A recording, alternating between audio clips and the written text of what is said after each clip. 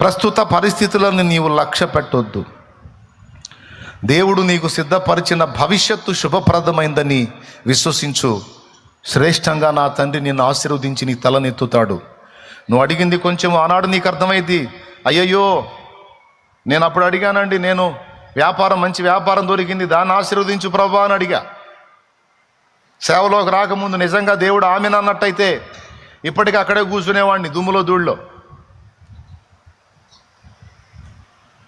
దేవుడు ఆమెను అల్లా, ఒరే నిద్రమోహంవాడా నువ్వు ఆగురా అన్నాడు.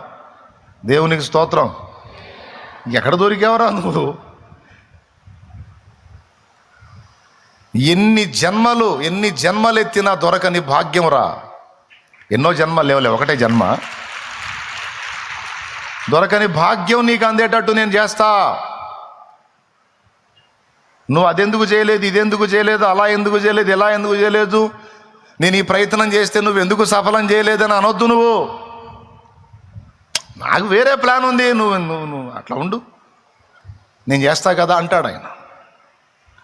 నా ప్రణాళిక ఏదో నాకుంది, నువ్వెందుకు టెన్షన్ అవుతున్నావు? నేను ఏదో అనుకుంటే ఏదో అయింది ప్రభా. ఏమైంది? ఏం కాల, నా చేతుల్లో ఉంది. నీ జీవితం నీ చెయ్యి దాటిందా? నా చెయ్యి దాటదు, నా చేతుల్లో ఉంది అని దేవుడు ధైర్యపరుస్తాడు. ఇది వాస్తవమే. ఎంతమంది నమ్ముతున్నారండి? నిజంగా అర్థమైతే చేతులు ఎత్తి స్తోత్రం చెప్పండి.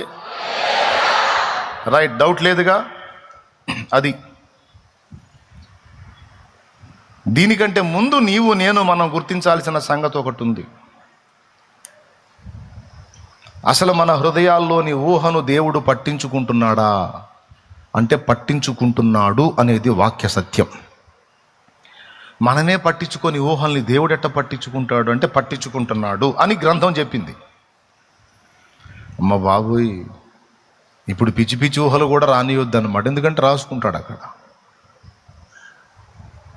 మనమేమి తలంచుచున్నామో, మన లోపల ఏం అనుకుంటున్నామో దేవుడు ఎరుగును, దేవుడు వాటిని పట్టించుకొనును. అది దేవుని వాక్యం ఇస్తున్న సాక్ష్యం. ఇది మనందరి హృదయాల్లో ఉంచుకోవలసినటువంటి విషయం. నువ్వు చెడ్డ ఊహలు ఊహించావా? అయ్యి తీసుకుంటున్నాడు. లేదు, దేవుని యందలి విశ్వాసమును బట్టి మంచి తలంపులు, మంచి ఊహలు నువ్వు కలిగి ఉన్నావా? వాటిని కూడా దేవుడు పట్టించుకుంటున్నాడు. రెండింటిని పరిగణలోకి తీసుకుంటున్నాడు దేవుడు.